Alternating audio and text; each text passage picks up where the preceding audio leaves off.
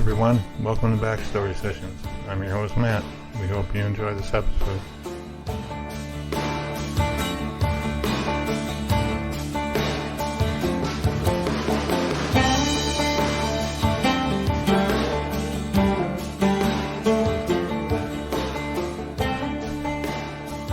Hey everybody, it's Kat, and I want to welcome you to this episode of Backstory Sessions. I'm joined today by my co-host, Matt. Hey, Matt. Hey, Kat. Hey, everyone. How are you? Back to the drive-in. What a great title and subject for a documentary. Yeah, for sure. Have you been to the drive-in recently? I have, actually. I mean, depends on, recently was relative, but during the pandemic time, I did go see, like a lot of artists were doing concerts, and they would broadcast them over drive-ins. And so me and a couple of friends went to a drive-in and saw Bon Jovi. Oh, right. Yeah, I remember that. Didn't you, wasn't there an issue with your battery going dead or something? Well, so, drive-ins have changed because prior to that, I had not been since, I would say Greece. So that's like, 78 or somewhere around that for Greece. Oh, Lord, that was when they had the speakers hanging on the window? Well, they did have those, and so that's what I was expecting. But, there's no more speakers hanging on the windows. And probably a good thing because, I have had an issue with my window, like, going up and down on the driver's side. Right. So I kept thinking, like, how am I going to hear? Because, when my window won't go down. So anyways, that has since been resolved and everything. But, those are gone. So that is a non-issue. Now, you just put your radio on. They tell you, what channel. Right. And so that's how you hear the sound. Yeah. Did you know that? I did, actually. I don't remember the last time I was at the drive-in, but they did have those, I believe. So. Wow. So you've been, like, in the more recent years. Yeah. I want to say it was... I can't even remember when or what movie or whatever, but I guess they've been doing the through the car stereo thing for quite a while now.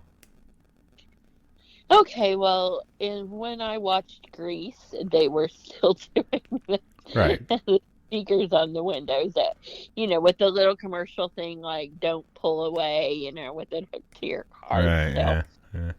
Yeah. But, the problem was, well, one of the problems was that many people brought a portable radio with them, right? And they just put that frequency on and they listen in their car that way, because if you leave your car on for extended periods of time, and we, like, you get there early, especially if you haven't been for a while, because you don't know, like, with Bon Jovi, is it going to be like a concert where, you're going to be in line for a long time, like, waiting to get in, like, you don't know all those things. So we went early. Right. And so we just started, the radio thing early, too. And, I mean, Bon Jovi had probably done 2 songs. Yeah. And boom, the battery died. Oops. I know.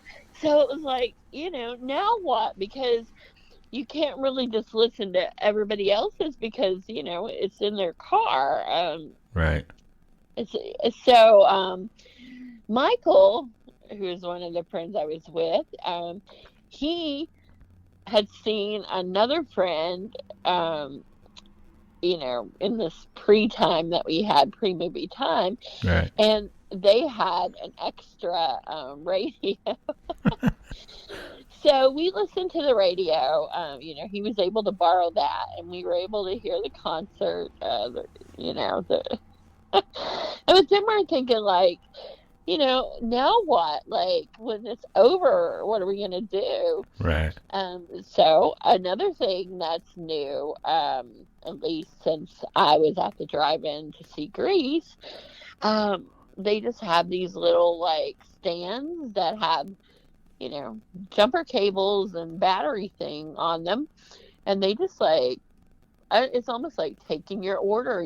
All these little people just come out pushing these, and they just go through jumping the cars off. Well, I guess you gotta have that. Well, I mean, it's sort of like, here's your sign, Right, yeah. Here's the ones that, like, need some special help. Yeah. But anyways, I mean, it was an interesting experience to be back at one. It's a lot different as an adult, and I mean, when I saw Grease, I was a teenager. Right. And then I, started going to drive-ins when I was really young. With my parents would bring me, and like, I don't remember, like, the things you notice at different stages of life are very different. So, it was nostalgic. It was Bon Jovi.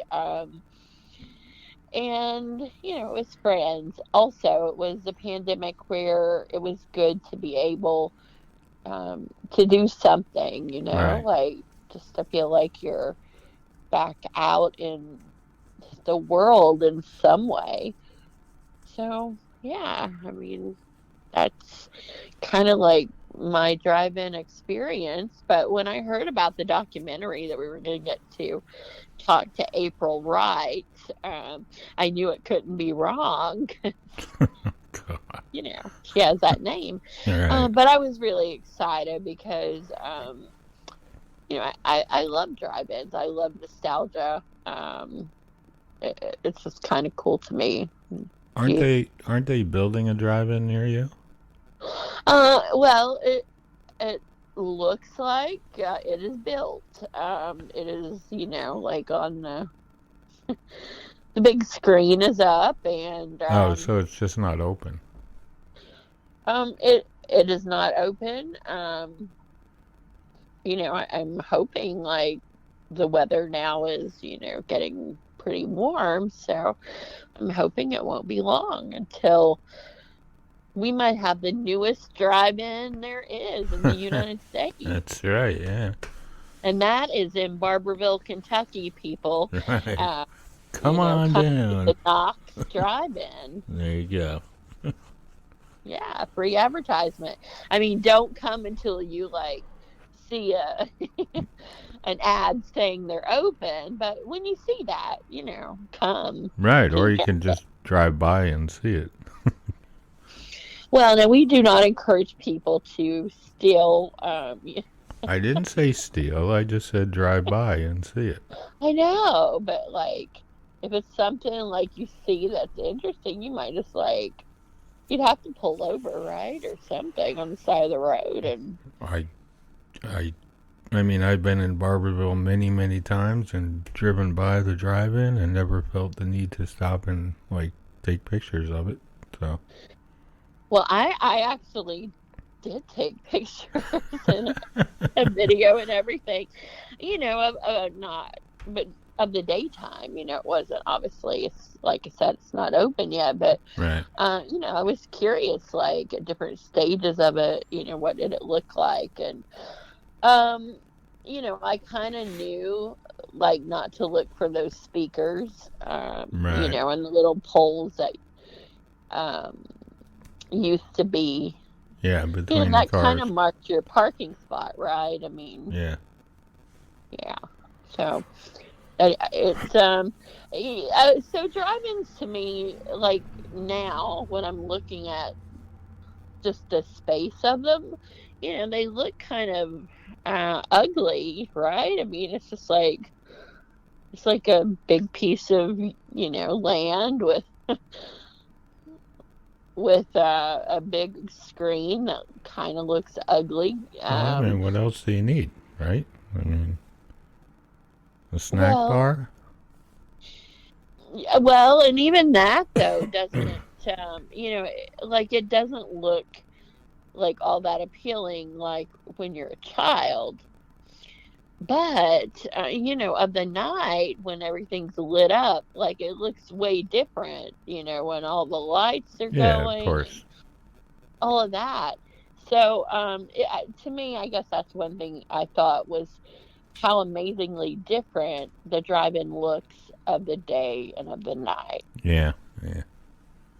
I agree. Yeah. So, but it's just I don't know. People used to like. Did you have a station wagon ever? Your family? Um, Um, we did, but I don't think I ever went to the drive-in in it.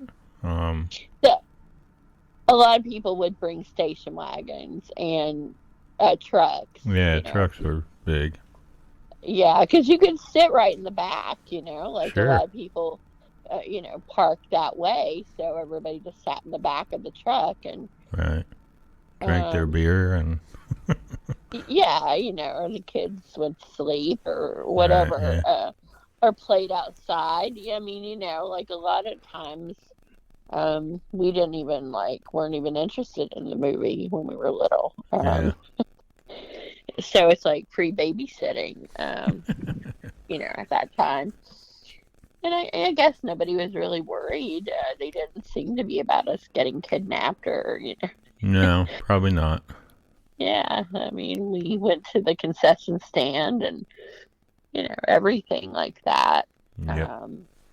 So just was a little different time, and that's what I think drive-ins to me. It just brings me back to different times like that. So, and my parents, and just I don't know when I didn't really have anything to think about or worry about. Just Yeah. you know, Yeah. Different time for sure.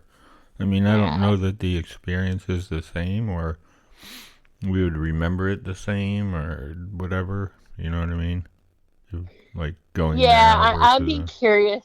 In our group, we did a poll about it, and of course, there are now a lot of people that have not been to a drive-in ever. So, the nostalgia for some, I think, is lost because yeah. they didn't experience it yet. But I mean, maybe.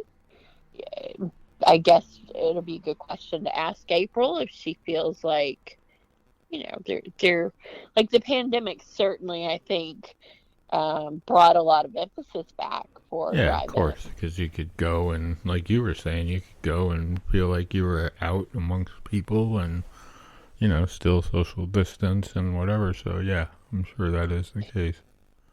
So, but I just wonder, like now is that momentum going to last? Because again, in our poll, uh, most people responded they would rather stream movies at home Yeah. as go to the drive-in or even the theater. Well, that's because a lot of people don't want to leave their house now. So, I mean, So, well, I mean, it's become, the new like norm, I guess, is that yeah.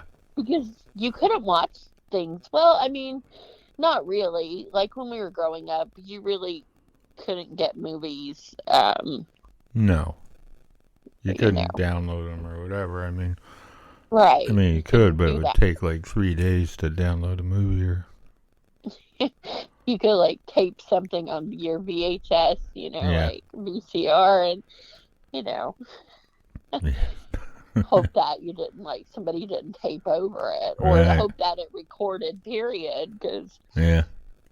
um, but I just am curious, like what's going to be the future of them. But again, I mean, the one is opening in Barberville, and so maybe there's going to be A bar. I mean, we could only hope, but a documentary is fascinating because I don't know a lot of the history of drive-ins, and it never occurred to me to make a documentary, about that. So I'm excited to learn all I can, and Well, I mean, I'm sorry, drive-ins have been around since when? The 40s? I would know. I mean, certainly I was not alive at that time. Um, Yeah.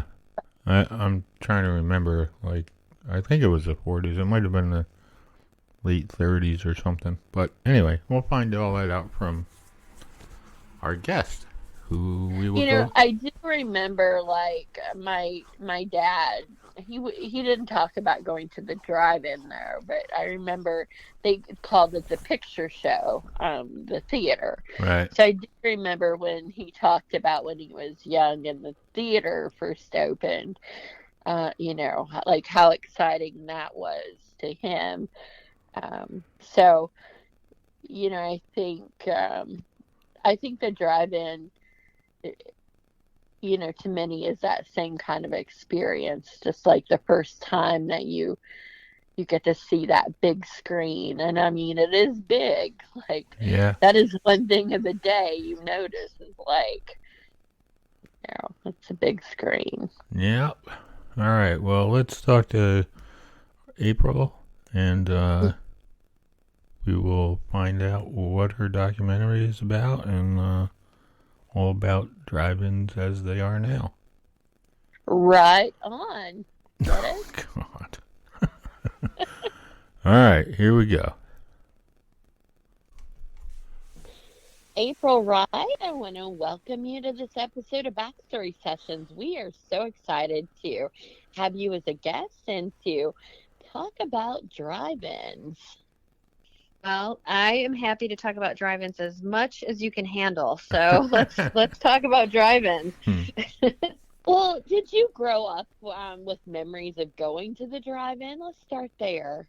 I sure did. Yeah. I grew up outside of Chicago in kind of a small town that was on the border of Wisconsin. And I remember growing up, we had 3 drive-ins that were pretty close to us. The Keno Drive-In that was in Kenosha, the Grays Lake Outdoor, and the Waukegan Drive-In. And those were in the regular rotation that my mom took us to every summer. So it was a big part of my childhood. I mean, seeing movies in general, but especially in the summer, seeing movies at the drive-in. So definitely implanted early as a cool thing to do. Oh, do you remember, like, one of the first movies you saw at the drive-in? I don't. What's funny, people always ask if I remember my first movie, but we just really had a movie family. We saw movies a lot and went to movies a lot. So it's like such a common thing. It's all blended together. It's not like one moment struck me. But I certainly remember seeing Disney movies and animated movies and like Herbie Love Bug movies when I was really little and stuff like that. But no, I don't have, like, some people do have that vivid memory. Like, I really remember seeing this, but I don't have that. It's just, we saw movies a lot. Well, so I do have those vivid memories, kind of, at least I remember my parents took me, I'm sure they wanted to go, and then we were just like, there.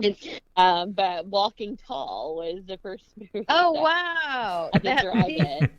No, that was a big drive-in movie. That yes. movie, I've seen so many like newspaper advertisements advertising that movie. Yeah, that was a big one for sure. So you were probably like in your pajamas in the back seat and watching probably asleep or something, by that point. But then I remember going to see Grease. So that's the next one when I was like kind of older and ready to like actually watch the movie. Yeah. Yeah, and then Grease has one of the best drive-in scenes in it, so it's like adding a layer when you see it at a drive-in. Yeah, I know. It's just like it's just not the same if you see it in any other setting, I feel like. Yeah.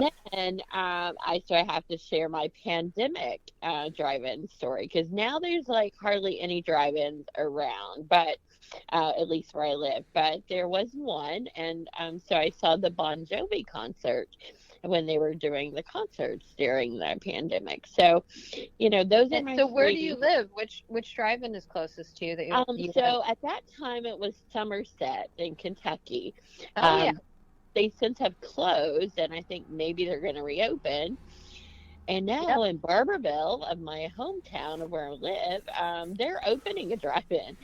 So it never has been open. So, just all kinds of weird things to Wow, that's great. incorporate. Yeah. So, um, what was your favorite part of the drive-in experience? Because, there's more than just like watching the movie. There's like all kinds of Hmm. sensory things. So what is it about that you enjoyed as a child? Or The two things that always stand out to me the most, one is the intermission trailers. Mm. You know, and and the funny part about it is that we didn't get most of the stuff because we didn't have that much money when I was growing up, but we were often allowed to go in and get ice cream. Like that was the one thing that obviously you couldn't bring with you. Right. Not that anybody should bring things with them into the drive-in. We need to support the drive-in snack bars. We definitely need to support that.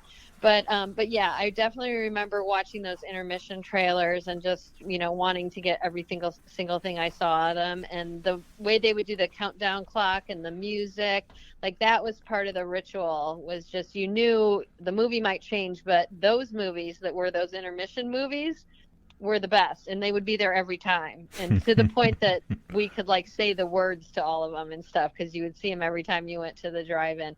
And then the other thing I remember is just the feeling of going into the snack bars, because you would go during intermission, and as a little kid, obviously it was busy, it was full. You'd try to go to the bathroom and see if you could get some ice cream or whatever, but just that smell of the fresh popcorn and the just the sound of being in that busy environment in the snack bar is something I definitely can still remember from being a kid. So those are kind of my two things. oh, so was there a period of time where like you stopped going to drive-ins? I think mostly just when they closed, I stopped. Yeah. Because we went as kids, and then of those three drive-ins that were near me, the Grays Lake closed, the Waukegan closed eventually, but they were open pretty late. And then I still definitely remember going to the Waukegan and the Keno once I was in high school. During the summer, we would go all the time. In high school, one of my teachers was actually the projectionist at one of the drive-ins, so we would always see him there. And so, yeah, I went quite a bit. And then it's kind of funny, in college, I went to drive-ins, but I had sort of forgotten that I had. And then when I started making movies about drive-ins, some of my friends at college were like, "Oh yeah, remember you always made us go to the drive-in?" I'm like, "Okay, yeah, I do remember going in college, like not as vividly, but I definitely did, and I definitely remember it." And then when I moved to California, the Van Nuys Drive-In was still open here when I first moved here, and I would go see movies there all the time. But we also had closed drive-ins. So even before I left Chicago, there were closed drive-ins all over, and I would drive out of my way to drive by them and stop and look at them and just be like, why is this closed? What happened? What did this look like in its heyday? Why is it in such bad shape? What's going on? And I did the same when I got out here to LA. We had a couple really big drive-ins open.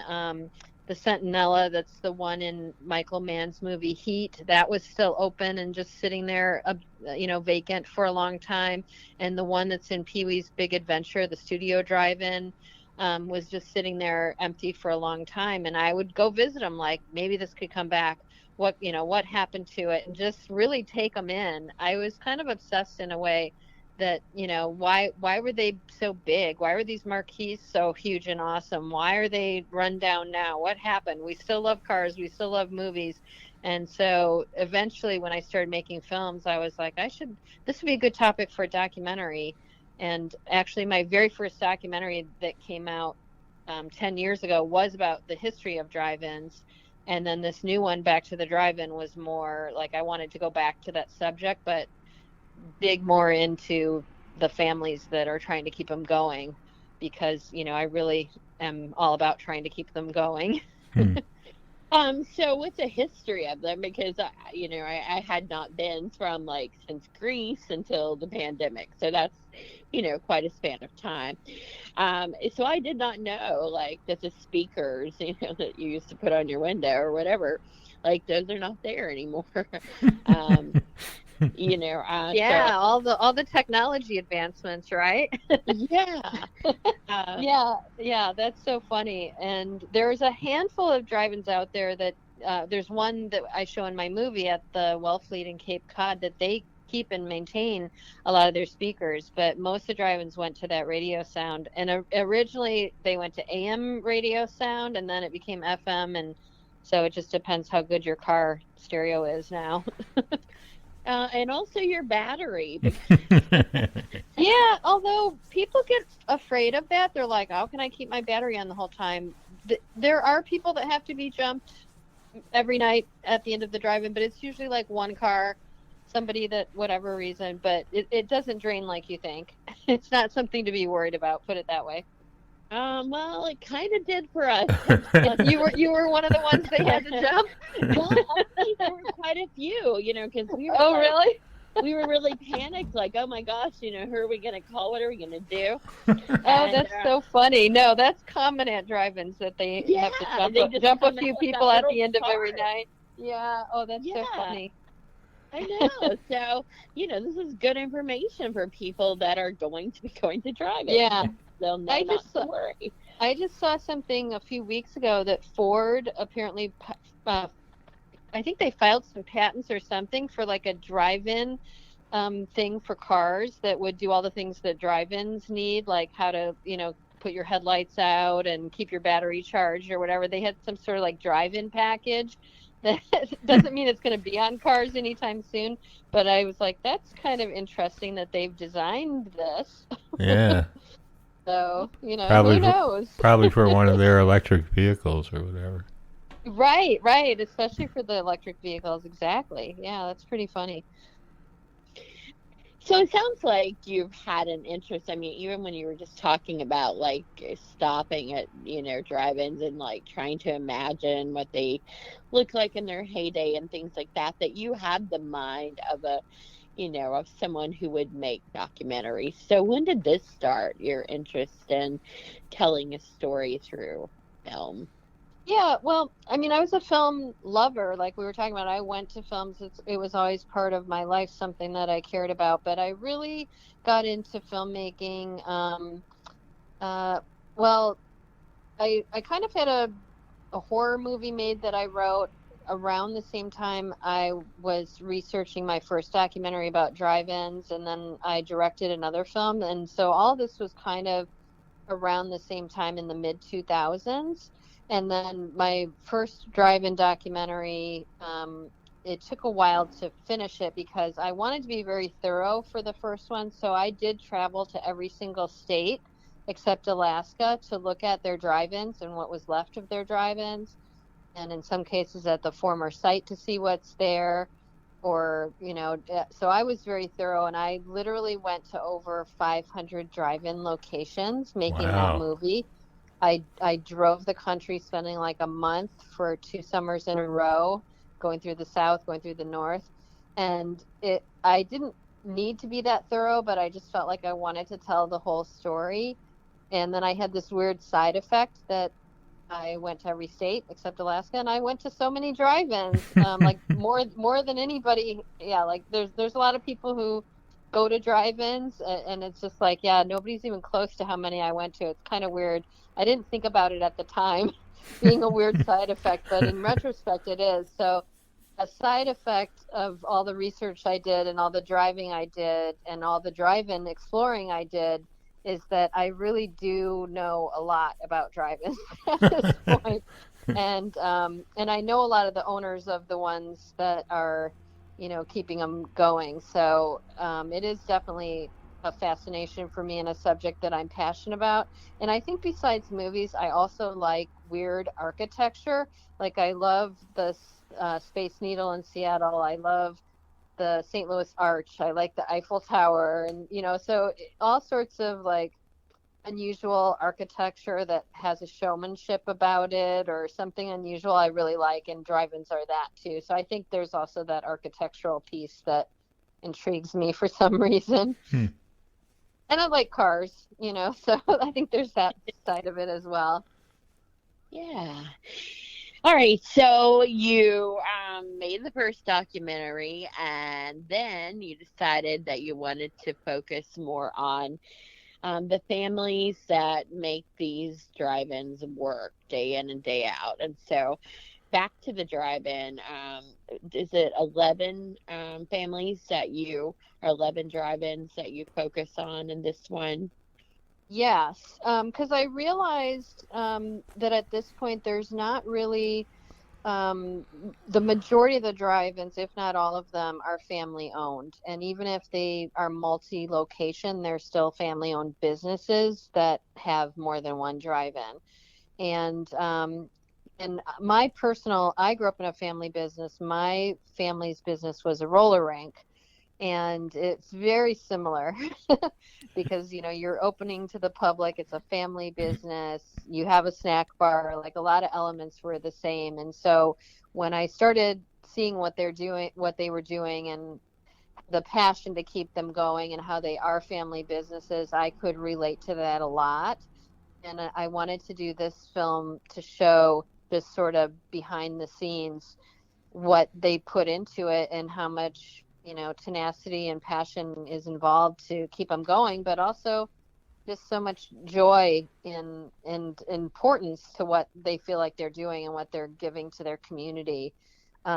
These are things that you don't really think about. So I wanted to pull the curtain back a little bit and get people more engaged, that it's not just a movie, that it really is something that if you care about, you should go to your drive-in, support it, and help keep them around, because the people that own them are really putting their lives into it. So how did you choose the 11 that you were going to include? That's a good question. Okay, so when I was originally going to show the families, and this was before COVID came, I was going to maybe show 3 and go really into depth. But when COVID happened and there was this sort of added layer and added spotlight on drive-ins, but I also knew everything wasn't rosy. A lot of people thought, during the pandemic, drive-ins are thriving, and they were in a way. They were getting more attention, but they also had a lot of additional issues to deal with that the film gets into. And so I wanted to show that, and I didn't know the answer to this when I got on the road. I was like, I bet they're all having different issues depending what state they're in, or depending what, all these factors I thought would make a difference. So I tried to pick a really good cross section. So I picked very old drive-ins that have been around for many decades, and I picked like a brand new drive-in that had just opened 3 weeks maybe before I got there. Brand new drive-in built from scratch.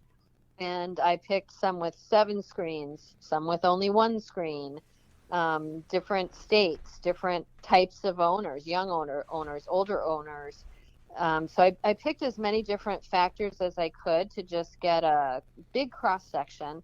And then to my surprise, as soon as I visited 2 or 3, I was like, none of these factors matter. They are all telling me the same story. They are all having the same issues. They all feel the same about it. It was just really great, I guess, that they're so much alike and more alike than different, I guess.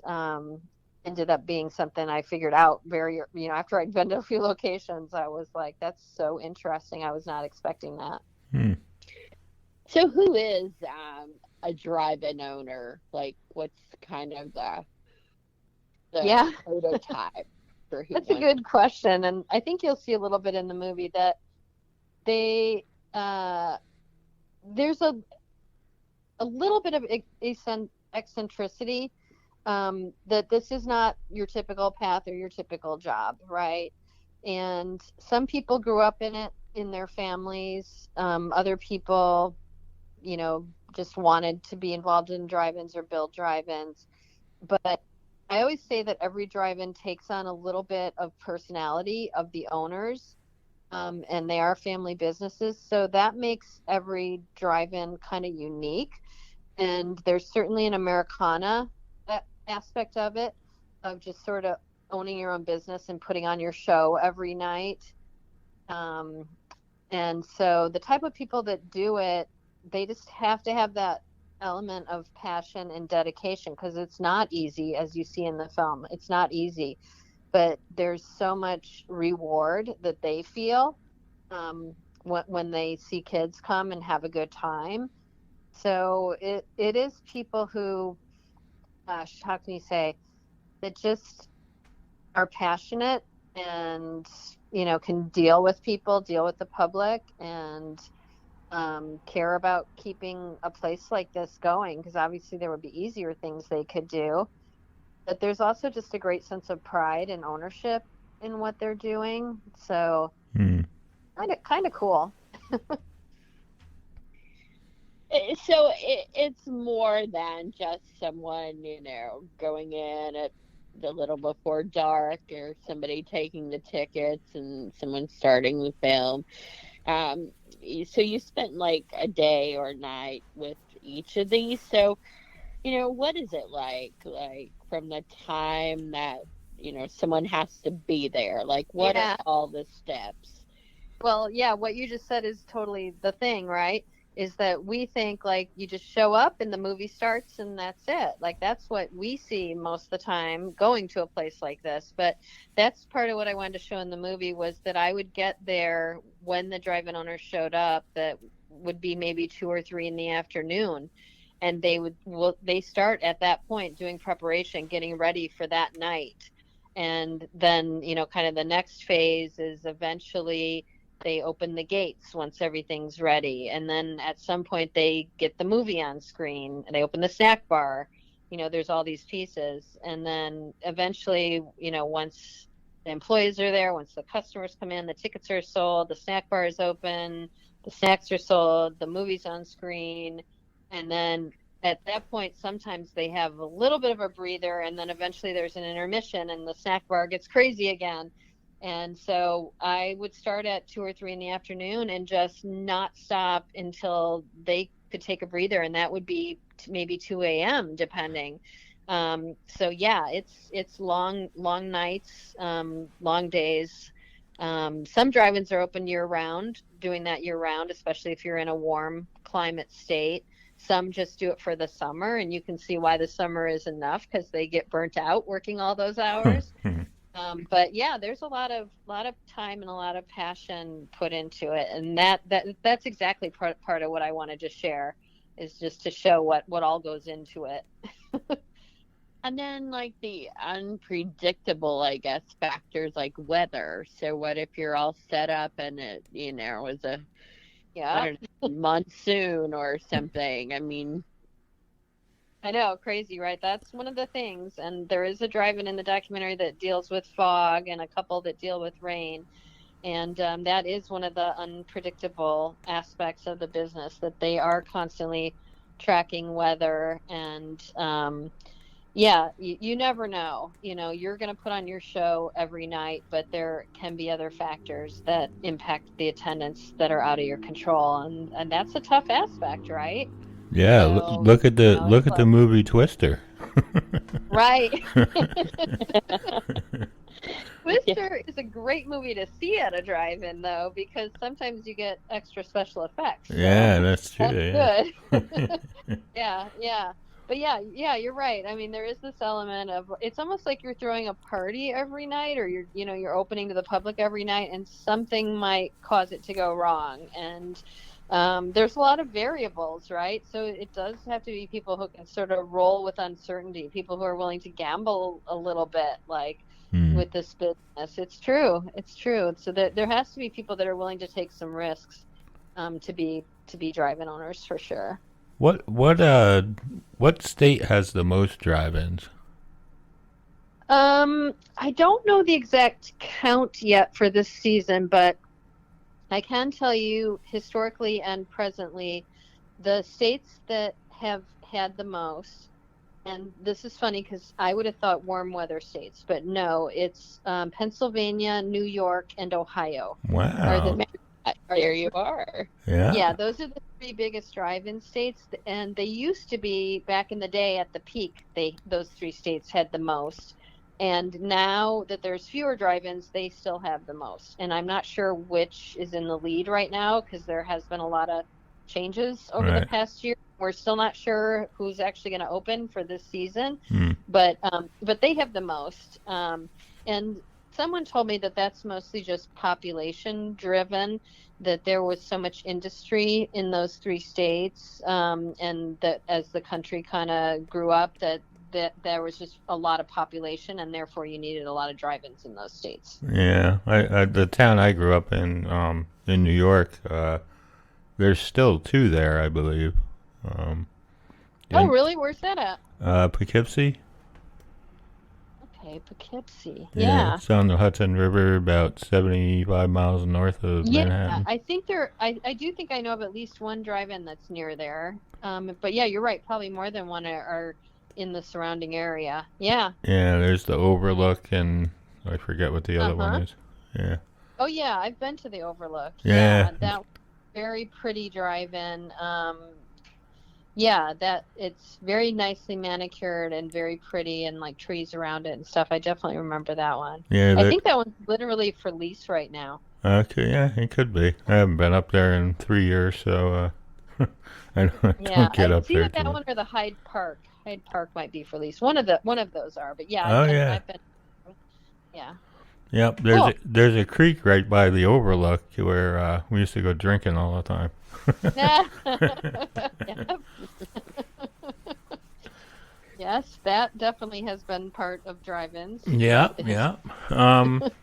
yeah. Which state or which drive-in that you went to was the most extravagant, and what would be the extravagance?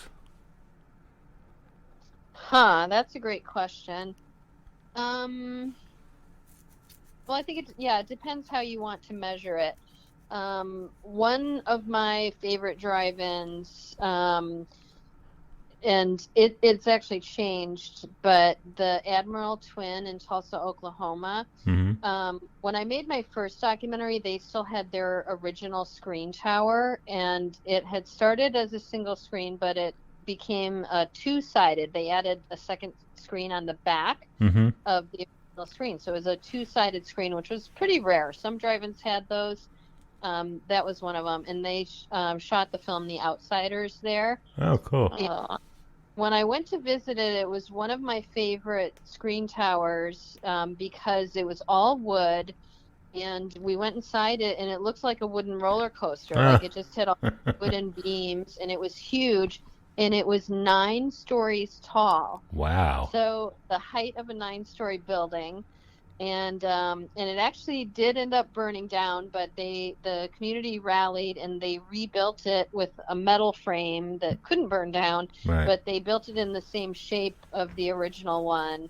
But that was probably one of what I think is one of the more extravagant towers that I've seen. But there's still some of those original, big wooden towers. Mm-hmm. Like the Brazos in my documentary has one of the original towers, and I always like those. And some of them had housing in them. So any that have that are pretty cool. And Wow. then the other aspect is the marquees. Yeah. And like in my film, the Benji's Drive-In has a huge, awesome marquee.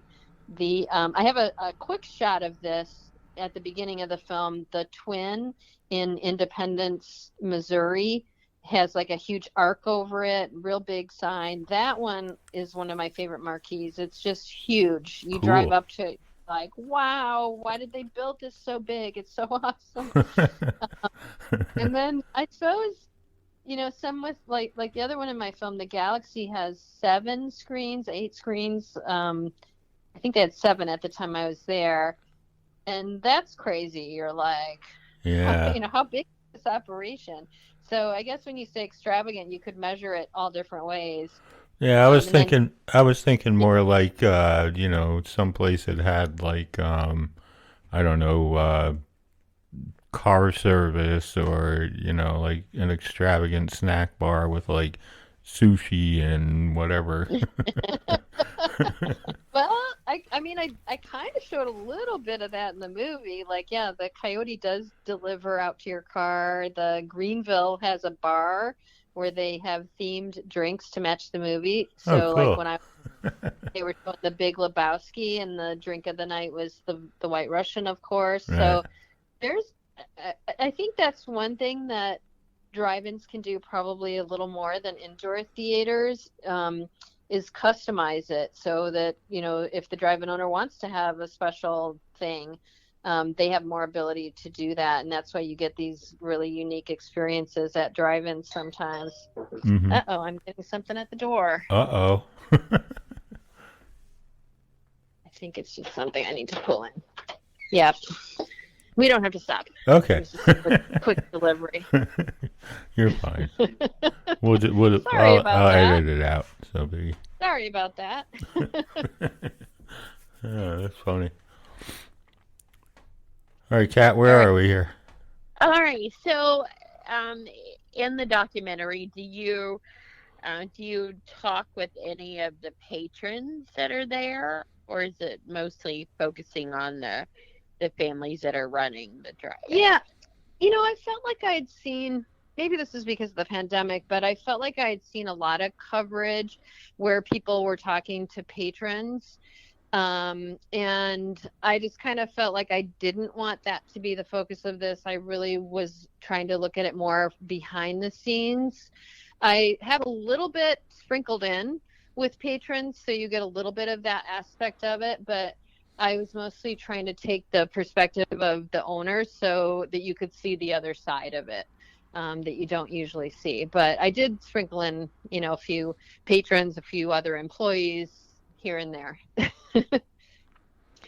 So I imagine, as you were saying, the pandemic, was a popular time because there weren't a lot of activities, depending on where you live, to be able to do.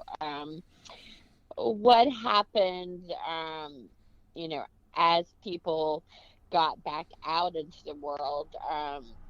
Do we know yet if drive-ins are impacted, or are people still going? Once they started going, did it become like a habit?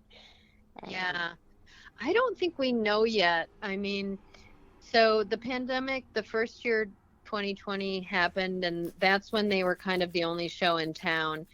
And that summer in particular, when not much else was allowed to be open, the drive-ins picked up the slack for all sorts of things. They hosted high school graduations, church services, stand-up comedy, just every type of thing, concerts that other venues were closed. Drive-ins had a lot of that, which was kind of cool because they started as gathering places and hubs for their communities when they were originally built, and so that came Mm. back a little bit during COVID, which was cool.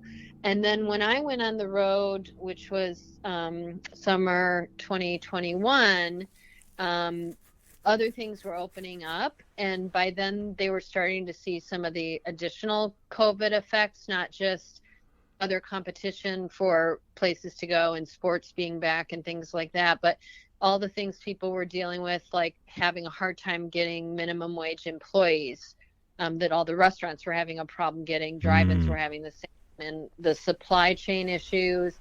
They were having problems getting, popcorn containers, getting nacho cheese. So a Nacho lot cheese. yeah, right. A lot of these things are covered in the film. And then Hollywood started releasing a few movies, but not back up like normal. So that was kind of an issue. And then by the time you get into last summer, Top Gun came out. That made a huge difference because everybody wanted to come out to see Top Gun, and especially Top Gun on a drive-in screen was great. People went to indoor theaters too. And so I think last year was a little better. but not great. And they're really hoping. I was actually at the drive-in owners convention last month, a few weeks ago, and actually when I was at that conference, they made me an honorary member of the organization, by the way, which was so nice. Oh, awesome. Such an honor. Yeah, such a huge honor. And so I think they're optimistic about this year, that there's better movies coming out, and movies that draw a drive-in audience, especially family-oriented movies. So I think they're pretty optimistic. But I'll tell you, there's been a lot more activity around drive-ins, closing, being sold, changing hands, even new drive-in or older drive-ins that haven't been open for decades reopening. There's just a lot of churn right now.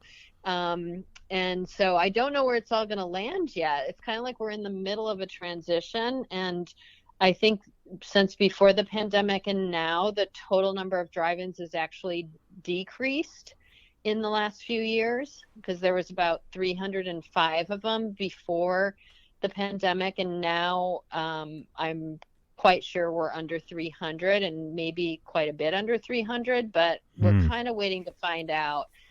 So I don't know. The question is up in the air, and that's why I hope people see my film, and if they have a drive-in near them, that it reminds them to go visit it and support it and help keep it going, because it really is a question mark right now. Are people going to keep going to drive-ins? A lot of people rediscovered it during the pandemic, but is that going to stick?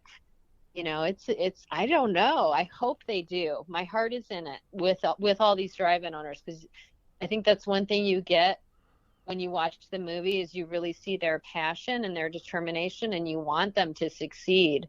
And I hope they do. So price-wise, it seems like with theaters, at least, that people have not gravitated back to those, even though they could. They're not nearly as popular, it seems, at least in this area, as they were before the pandemic, because now people stream a lot of things, or they just watch. They've just, I guess, gotten in the habit of doing that. But with drive-ins, like all the things that you mentioned, it seems like that they have that unique opportunity to customize whatever's showing, and to bring people in, at least for that experience, if nothing else. So I hope that that's something maybe that gives them a little edge to continue. Yeah, and you're right, the streaming competition is a big deal, and that was another thing. Obviously the pandemic gave the studios a chance to see what would happen if it didn't go to theaters and it just went streaming or whatever. And I think most of the studios have now realized that the theatrical piece is very important. It makes a different impression of the movie when it first comes out, that carries through the whole life cycle of the movie, that more people know about it, that it's just better. So hopefully theatrical will be pushed a little more by the studios than it had been. But you're right, with the drive-in, you have that it's not just a movie, it is an experience, and a lot of times it's a double feature, and sometimes they do retro movies, and sometimes they do events, and so there's more to it, because it is like a more full experience when you go to the drive-in, for sure. And who doesn't love a dancing hot dog? Yeah, exactly. Right. The dancing hot dog trailer is the best. Yeah. And then you got the nostalgic, that element as well. I'm sure, like, a lot of grandparents or, parents that grew up with that experience, want their kids, they want to share that. So, I don't know. I just have a lot of good memories of my family and, friends at different times with the drive-in that just seem like experiences more than, that I have of like, oh, we went to the movies or whatever. I think what you just said is it in a nutshell, and this is what I kind of came to realize, that it's about creating good memories. It's about creating family memories. It's not necessarily about the movie, but when you go to the drive-in, it creates memories with your family, with the people that you're with, that you remember like forever. I don't know why it does that, but it's just such a magical experience to go hang out with people, see a movie under the stars, have the food, like all of that. It really creates good memories that people carry with them, and I think that's one of the most important things that come out of the drive-in that make people love it. And where else can you go to get a Bargo lot? I mean, the what is it? The insect thing that you burn? Oh, that was the PIC, the pick, yeah, Yeah, yeah. but yeah. I don't know of any other place that you can get one of those. Yeah, that you can burn that. And I'll tell you something funny.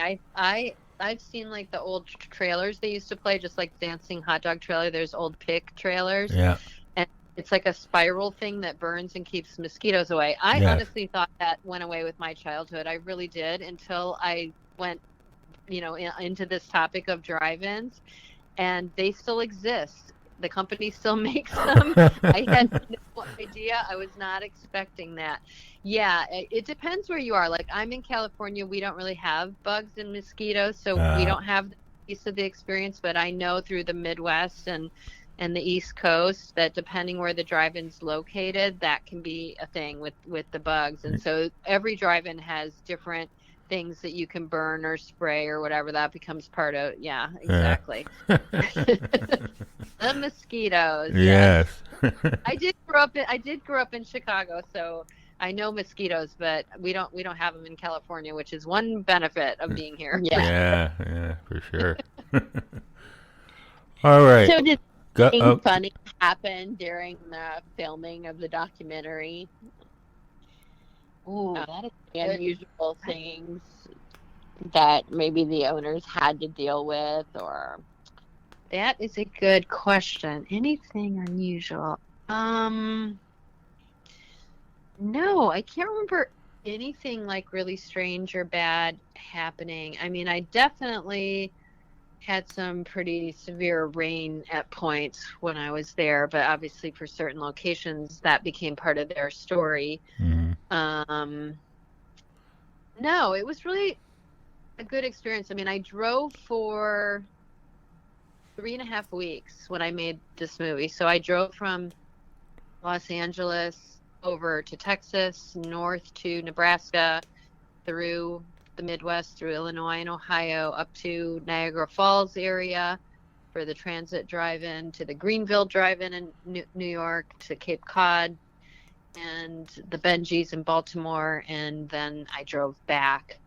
So yeah, took a long cross-country road trip by myself. And I had my primary camera, I had the drone, and then I had a GoPro that I did time-lapse from empty to full, day to night.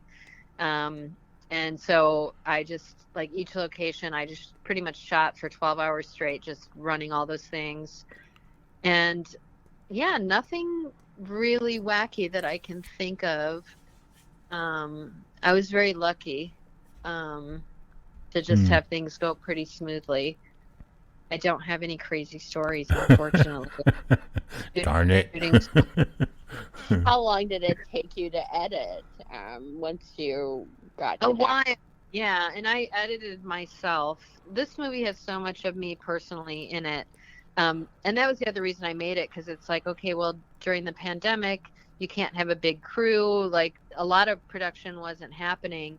And I'm like, well, this is something I can mostly make myself. And even when I go to shoot, I'll be outside. And, so it just, and then I have learned to edit over the years with all the different documentaries I've made. So a lot of it, until I got to the end, and then I had other people do the score and the color and all the finishing stuff. But there's definitely a lot of me personally in this documentary. And the editing took me a little while. I don't remember like how many months, but many months. Yeah.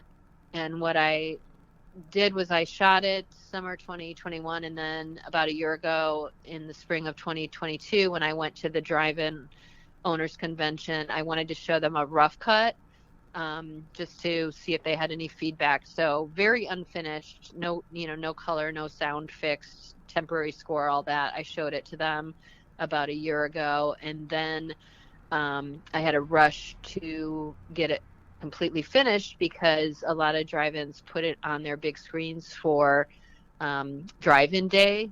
Oh, cool. Which was June 6th. And so we did that last summer. And then this summer on June 6th, this is actually the 90th anniversary of drive-ins. The very first one opened June 6th, 1933. And so now in 2023, it's 90 years, which is really crazy. That's awesome. Amazing. So, yeah. So from a documentary, like, production, turn it around quick. This is probably one of the quickest documentaries I've ever made. That I shot it one summer, and then the next summer it was on big screens.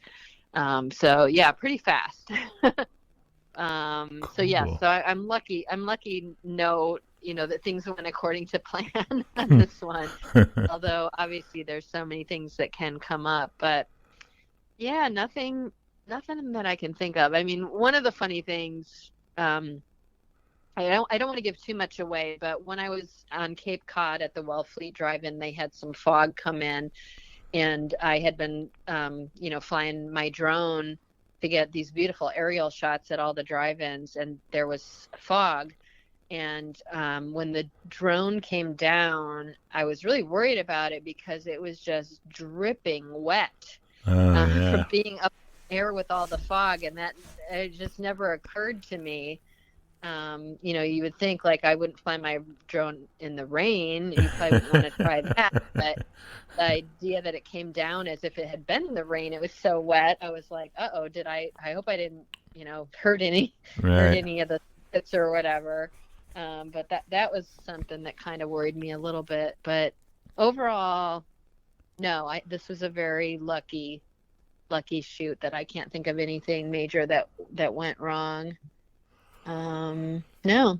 So what's next for you? I mean, now that this project is done, and I'm sure you have other things that you're doing, but what do you... Yeah, well, I have a lot of things in the works that are documentaries and also feature films and things like that. But especially in documentaries, when I was on the road making this, I did shoot B-roll for a few other documentaries. Mm-hmm.